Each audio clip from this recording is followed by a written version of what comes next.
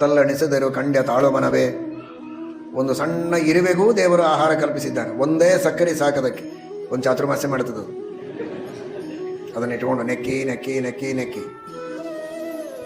ಆದರೆ ಆನೆಗೆ 1 ಟನ್ನಿನಷ್ಟು ಆಹಾರ ಬೇಕು. ಆನೆಯೂ ಉಪವಾಸ ಇಲ್ಲ ಇವತ್ತು ಜಗತ್ತಿನಲ್ಲಿ, ಮಾನವನೂ ಉಪವಾಸ ಇಲ್ಲ. 4 ಆನೆಗಳು ತಿನ್ನೋ ಅಷ್ಟು ಆಹಾರವನ್ನು ದೊಡ್ಡ ದೊಡ್ಡ ತಿಮಿಂಗಿಲಗಳು ದಿನಕ್ಕೂ ಒಳಗೆ ನುಂಗ್ತವೆ. ಅವಕ್ಕೂ ಆಹಾರ ಕೊರತೆ ಇಲ್ಲ ಸಮುದ್ರದಲ್ಲಿ. ತಿಮಿಂಗಿಲ ಗಿಲ ಅಂತ ಇವೆ, ತಗ್ಗಿಲೋಪ್ಯಸ್ತಿ ಸಾಗರೆ. ತಿಮಿಂಗಿಲ ಗಿಲ ಗಿಲ ಗಿಲಗಳಿವೆ. ಏನು ಗಿಲ ಗಿಲ ಗಿಲ ಅಂದರೆ ನುಂಗೋದು ಅಂತ ಅರ್ಥ. ತಿಮಿ ಅಂದರೆ ಮೀನನ್ನು ನುಂಗುವ ದೊಡ್ಡ ದೊಡ್ಡ ಮೀನುಗಳಿಗೆ ತಿಮಿಂಗಿಲ ಅಂತ, ಮೀನುಗಳನ್ನು ನುಂಗ್ತವೆ ಅಂತ. ಅದನ್ನು ನುಂಗುವುದು ತಿಮಿಂಗಿಲ ಗಿಲ, ಅದನ್ನೂ ನುಂಗುವುದು ತಿಮಿಂಗಿಲ ಗಿಲ ಗಿಲ. ಇಂಥವುಗಳೆಲ್ಲ ಇವೆ ಸಮುದ್ರದೊಳಗೆ. ಇನ್ನೂ ನಾನಾ ವಿಧವಾದ ಪ್ರಾಣಿಗಳೆಲ್ಲ ಇವೆ. ಅವುಗಳೆಲ್ಲದಕ್ಕೂ ಹೊಟ್ಟೆ ತುಂಬ ಆಹಾರ ಇದೆ. ಅದಕ್ಕೆ ನೀವು ಹೇಗೆ ಇಲ್ಲಿ ಕುಳಿತಲ್ಲೇ ಹೇಳ್ತೀರಿ ಅಂತ, ಅವು ಬದುಕಿವೆ ಅಲ್ಲ, ಇಲ್ಲಾಂದ್ರೆ ಹೇಗೆ ಬದುಕ್ತಾ ಇತ್ತು? ಬದುಕುವೆ ಅಂದರೆ ಅದಕ್ಕೆ ದೇವರ ಆಹಾರ ಕಲ್ಪಿಸಿದ್ದಾನೆ ಅಂತ ಅರ್ಥ.